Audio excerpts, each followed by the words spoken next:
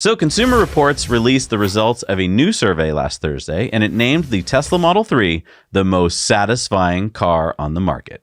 The Model S followed in the number 3 spot, and the Model Y in the number 4 spot, and Model X in 10th place. So is this out of like all Teslas or out of all electric cars or something? No, this is out of 27 brands of vehicle. So it's interesting to note that not only all 4 Tesla's offerings made it into the top 10, but that no other EV model from any other manufacturer made it onto the top 10 list. So Tesla took the top spot of 27 brands in the survey. So what was this survey? How does it work? So Consumer Reports asked their members every year in their annual auto survey a bunch of questions, like whether they'd buy the same car again if they were given the chance, or questions about their satisfaction with specific aspects of their ownership experience, like comfort, driving, and ease of use of the electronics. Senior Director of Auto Testing at Consumer Reports, Jake Fisher, says, "You want to know how owners like living with the car and how they feel about qualities and features after the initial excitement of a new car wears off." So basically, this is information that owners who have owned a car from 1 to 3 years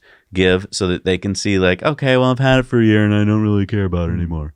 Yeah, but I mean, check out that list. I mean, that is amazing. Okay, but like what brands are we talking about in this survey? You said 27 brands. Which brands? Like Kia, Mazda, Lincoln, Toyota, Jeep.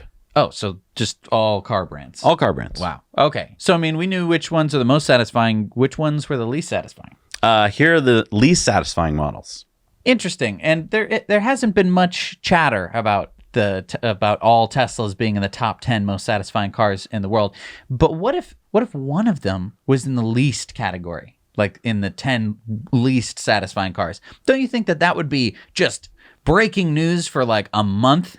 Well, what I think is interesting is that Consumer Reports, when left to their own devices, has a lot of things to say about Tesla. But when it's in the hands of the owners, the actual people who own the cars, they're in the top 10 list. Right. Which kind of shows that maybe the people at Consumer Reports don't fully understand the car that they're reviewing.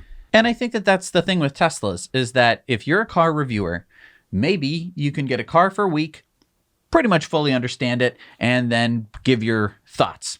With a Tesla, I would say you need like maybe a month and a half and a road trip. I mean, last week we talked about how Sandy Munro was on a road trip, and it's really, you can see it has changed his perception of the Tesla because he's never gone for a long distance road trip with autopilot and everything like that. Right. That is the transformation that needs to happen for most reviewers. Even someone like Sandy, who's impressed by the technology. I mean, he ripped the car apart, for goodness sake. Didn't fully appreciate autopilot until he's traveling thousands of miles a day. Hey everybody, thanks so much for watching Now You Know Clips. You can watch full episodes of Tesla Time News on Mondays and in-depths on Fridays. Just click the link down below to head over to the Now You Know channel.